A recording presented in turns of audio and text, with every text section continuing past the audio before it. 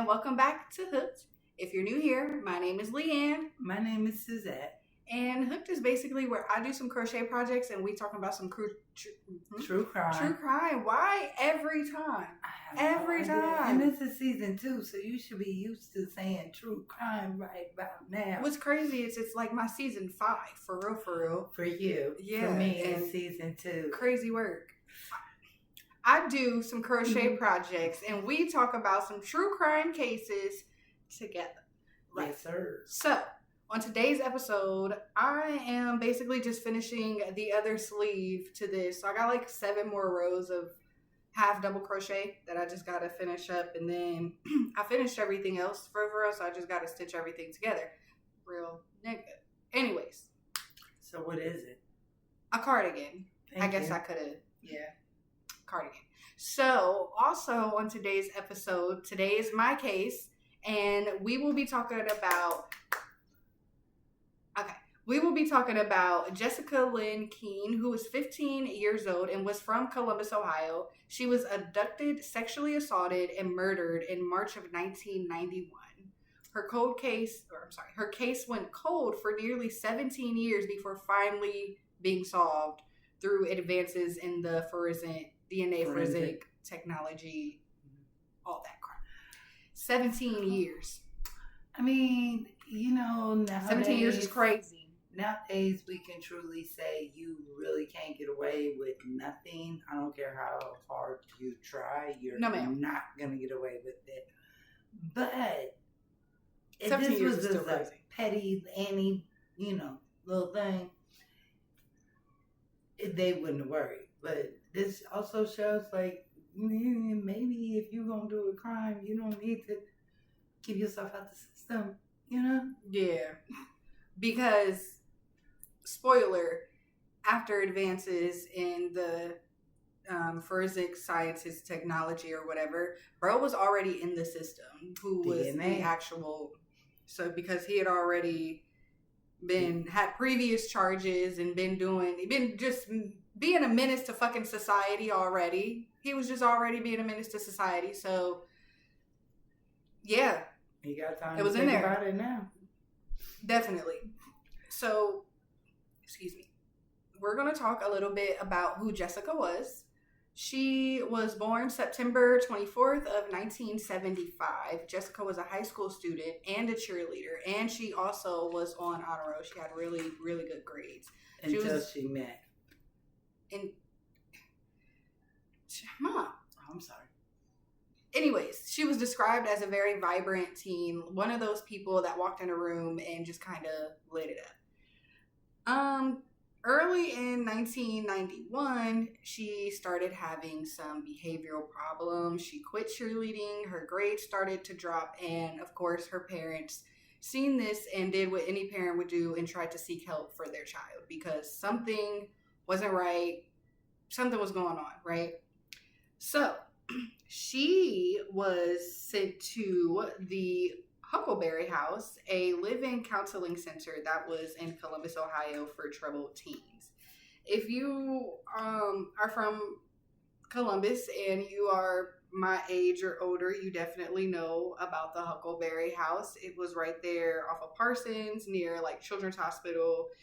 And it was a whole bunch of other stuff that they had going on for troubled teens. What else was it? The Huckleberry House, and what else? The Huckleberry House. It was Rosemont, and then they also had something like Tico or something for the real bad ones. They went to something like Tico, but that was before we got hipped and we got a nice little juvenile center now downtown. Oh gosh, they even had a building downtown for in-school suspension. At that time, yes, they did. Yes, they did. They was sending Columbus Public was sending you somewhere. They were sending you, like somewhere. Like if you got pregnant in some states, you couldn't go to that school, so they sent you to a special school. Well, we had that for behaviors. Oh, I didn't know that was a thing. Oh yeah, back in the day, yeah, you got pregnant. Especially if you ain't married, they wouldn't get you up out of the school. That sounds like something in the South. It definitely was. Mm-hmm. It definitely was. Sounds like it. So we're going to go ahead and get into the disappearance of Miss Jessica. Are we not going to talk about her boyfriend? No, because this really don't got nothing to do with him. I don't want this to be about him because it wasn't him. It was not him. And I've seen in a lot of the research that I was doing, anytime there was a lot discussed about him, it was always heavy on it was him. And it was not him. It wasn't him. It wasn't him. It wasn't him. Whatever. Okay, he's the reason why her grades started to drop and she started to have some behavior problems. Like the reason why her parents sent her to the Huckleberry house. That's why. If that's what you wanted me to say, he's the reason for that. In her parents' eyes. That make you feel better? Just calling out that. I'm not saying his name. I'm not either. Yeah, because it's not his fault. It's not. He was probably just living his life, and she found the fast life and being something around her, being around something her parents would disagree with as fun. She was a teenage girl. She was 15 and she was a 18, teenage girl. So I mean, you know, I knew that. I don't know why I did that. I knew that. I mean, that's one of the reasons why the parents had a problem. You're 15, he's 18. Of course, they're going to think, oh, you're the reason why my child is acting like this. But sometimes, you know, you hit them teenage years. All kids do. It just seems like some might take it a little bit further. I just feel like that in itself is just different because people marry people that are 5 to 10 years older than them. They do. They do. But you have to, I feel like in that everybody has to be over 18. if we're going to step into that, everybody has to be of age. Like, we can't just, yeah. So, because, yeah. Oh, so the disappearance of Jessica on March 15th of 1991, Jessica left the Huckleberry house saying she was going shopping. She was seen near a bus stop, but never boarded the bus. So, of course, something happened before she even was able to carry out her plans for the day. She never returned, and her disappearance triggered a missing persons investigation, as the fuck it should. Because, she's 15. Yes. I believe this was really before the Amber Alert thing, because I think during this time, the 90s, 15, they would make parents wait 24 to 48 hours before you can do a missing persons thing because they are a teenager and so many teenagers run away and they might come back. That's how the police used to look at it. Honestly. Oh. But that wasn't this case. No. Because she never even boarded the bus. But she was in the Huckleberry house. So, I mean, okay, you can't we know where the Huckleberry house was. The bus, I'm saying route was going right in front of it. But what I'm saying is, so why was there no one even to? If she's okay, hear me out. If she's in a program like this, in a house like this, why is there no one with her at all times? Well, with her being 15, and it is. Why was she allowed to leave by herself? Because she's 15. She's a teenager. And they're in those programs. See, this is where you about to get upset, so let me break it down to you real quick. In those programs, if you are in high school, so 15, you are in high school. Barely. You're still in high school. So, you're in high school. If you're up to this point, if you're doing everything you're supposed to do, you're going to school, you're seeing your counselor, you're in there by curfew, there's no reason why someone needs to hold your hand. They feel like you're progressing, no one needs to hold your hand, so you have special It's not privileges. about someone holding your hand. But they give them special they privileges. need a buddy or something. Nobody needs to be, no. That's probably why they don't have centers like that no more, because of that, because of situations like this. I mean, the nice little place downtown, they don't, they don't go nowhere. They on that property at all times. Class, everything. You want to go shopping? It's in that corner over there. Go shopping. But back then, they allowed people to be able to, or teenagers, because this is a teenager, preteen, she's still a teenager. She's almost 16. So, she got privileges. Okay, why not? I don't know. Maybe she didn't have no friends there, because you would think if you're going, it doesn't matter if she had friends there. There should have been someone. Her roommate even should have been. That's someone what I'm saying. that, somebody like. Maybe she didn't have nobody there that she was cool with. Like, no, there should have been someone. Come on now, at 15, if you there didn't should have nobody, been someone that had to go with her. There should have been some kind of situation where that little girl wasn't traveling by herself. Okay, she should have been traveling by herself.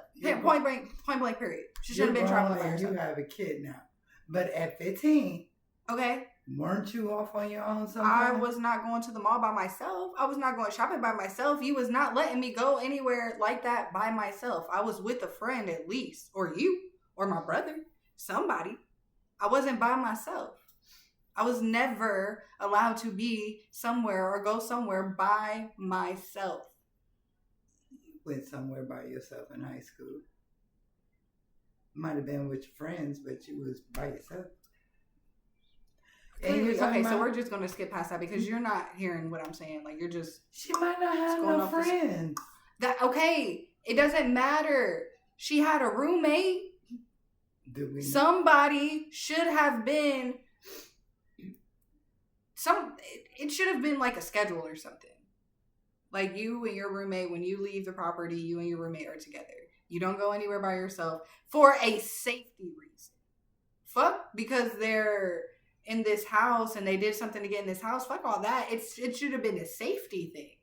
You're not supposed to go by yourself. I'm not even allowed to leave the shop when I close up by myself. We have to lock the door together and walk to our cars together. We have to leave the shop together. Is that why she always stand there when you lock the door? Yes. I was wondering. Have to. There's no, it's a safety thing. And then at 15, why are you... We don't know what time of day it was. It don't matter what time of day it was. It doesn't matter. What you're saying. She's 15. Well, maybe she was meeting with her friends. She's 15. It doesn't say that she was meeting up with her friends. I found no evidence of her meeting up with anybody. And Parsons would take you straight downtown. In the 90s here, we had the Civic Center. So they're looking at Parsons to High Street. That ain't, I'm not trying to say that they didn't follow procedures. They should have probably had buddy system. Exactly. That's all I'm saying. There should have been some kind of buddy system going on here. I do know back in that day you had the Civic Center or City Center, however they want to call it. I don't care what it was. And that wasn't nothing but a jump away. I don't care if it was the next exit. And then Parsons did used to have a lot. Okay, never mind where she was going. Anyway, 2 days later, on March 17th, her body was found in Foster Chapel Cemetery, about 20 miles from where she was last seen. A cemetery. 20 miles from where she was last seen. A cemetery. The fuck? So, yeah. Okay, far as she had been raped, beaten. Investigators found evidence showing that she had tried to escape, discarded socks, mud prints, footprints near gravestones and stuff like that. Then they also found that she was brutally beaten. Brutally. She had been beaten with tombstone pieces. Correct.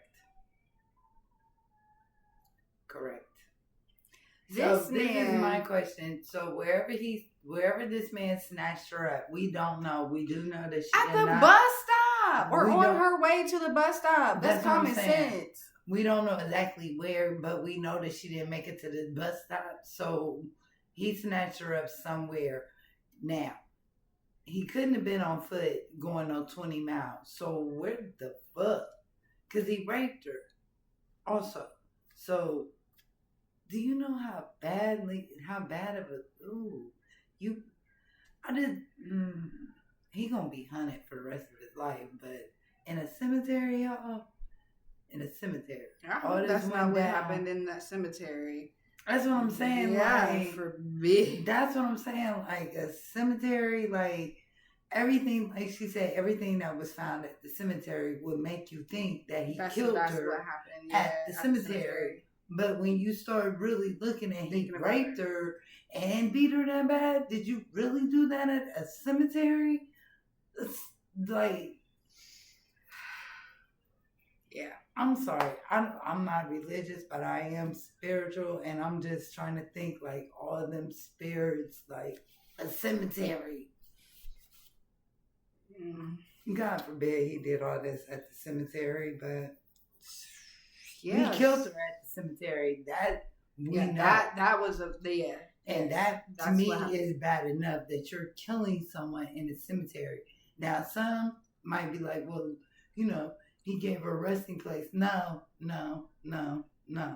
He didn't give her a resting place. Nobody's gonna fucking say that.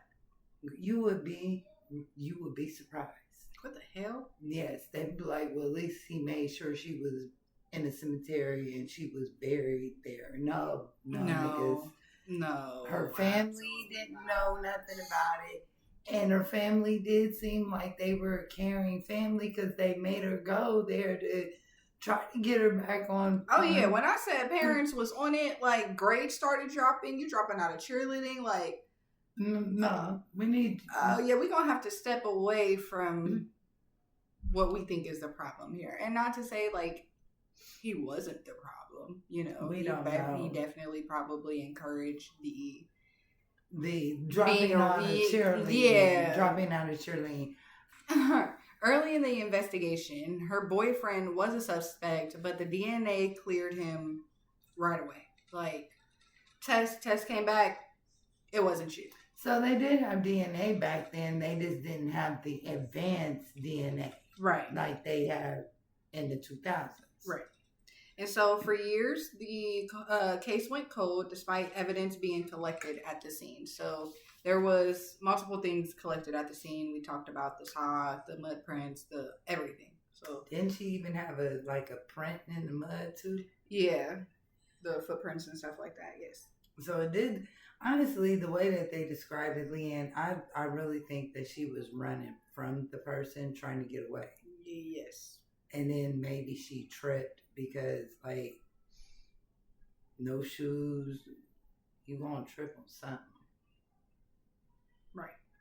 So in 2008, advancements in forensic technology and the National DNA Database enabled investigators to match DNA from the crime scene to Marvin Lee Smith Jr., a man previously convicted of an unrelated kidnapping and sexual assault charge.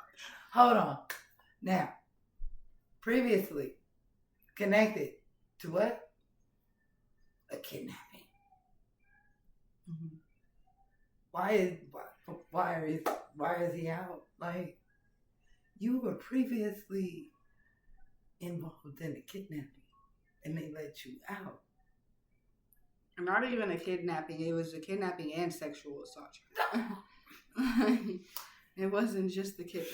It was the sexual assault too. Like, I mean, so that one survived. So the next one, he was just like, they can't survive. They can't tell on me. That's how he was literally thinking. I mean, shit. This might have been his first one. Huh? That Jessica might have been his first one. That he murdered? Yeah.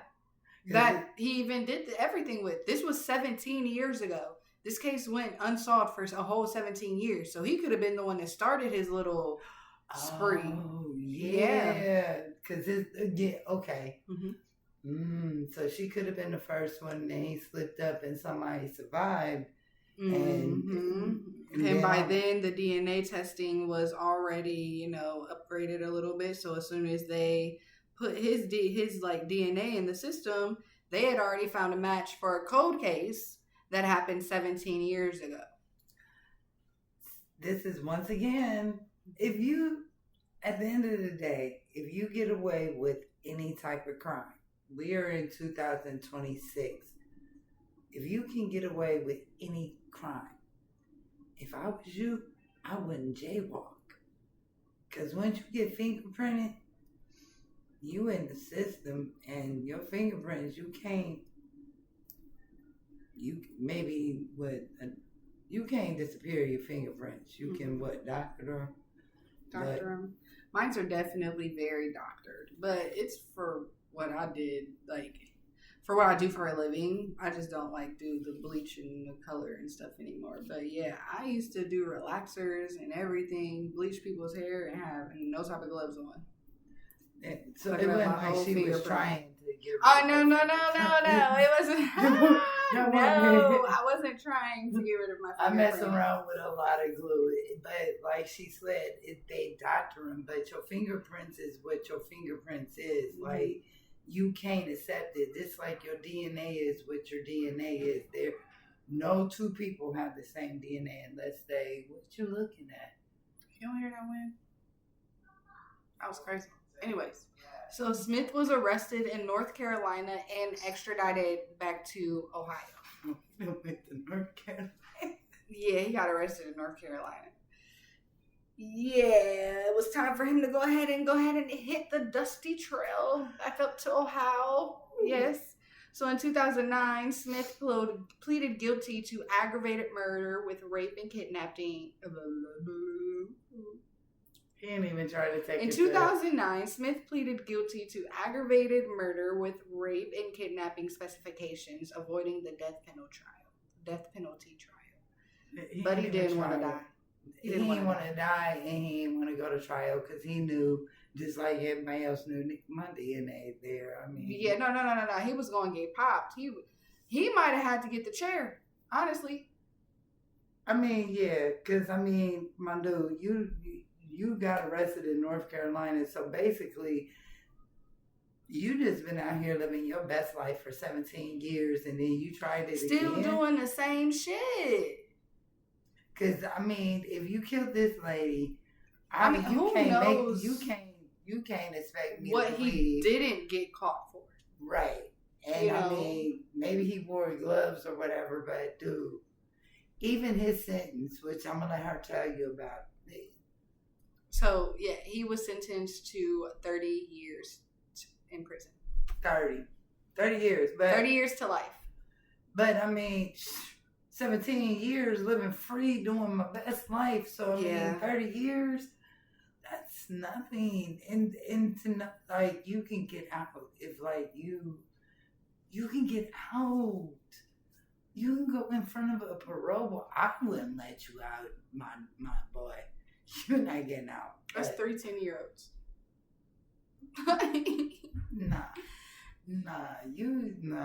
You gotta do life on that one. Yeah, you gotta be under the ground. You did too much. I don't believe in capital punishment, but you definitely need to serve life in prison. No, you need to be in the ground. You need to be under the prison. I think the reason why a lot of people feel like capital punishment should be a thing because they know that their tax dollars feed you, clothe you. And why is my tax dollars feeding and clothing any of the fuck body that had the audacity to do that to a 15-year-old child? And now they getting all these private prisons up. No. But you guys, her parents cared. Her parents did everything that they could do. So in my eyes, I don't want people to think, oh, she was a bad person. She really wasn't. She was in there because they wanted her to She was 15. She was a 15-year-old girl. That's like she was a 15-year-old girl. Like, that was confused. Not even that. Like, she was 15. She was a fucking teenage girl. Right. So her parents was doing what they felt was best, and that's it. That's all you can do. Now, as far as Mr. Smith Jr., Marvin Lee. I was about to say, who is Lewis? Marvin Lee Smith Jr.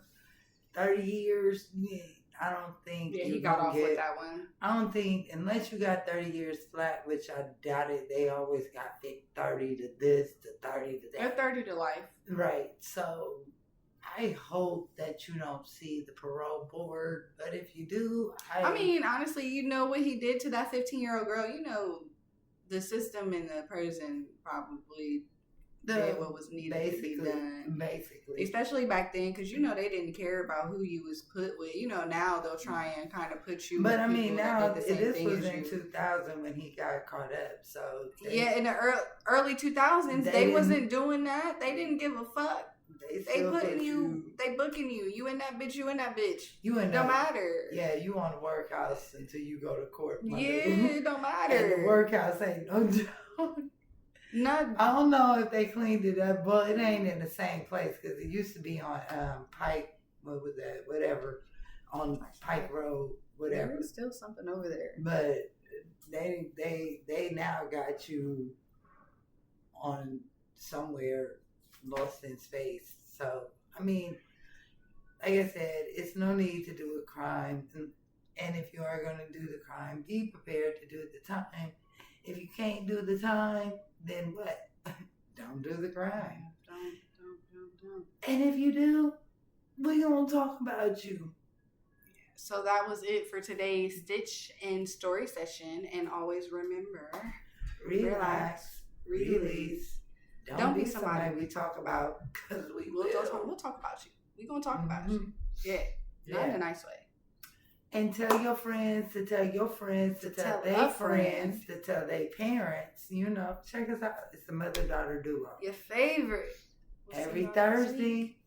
Or every Thursday, sorry. Love you. Bye.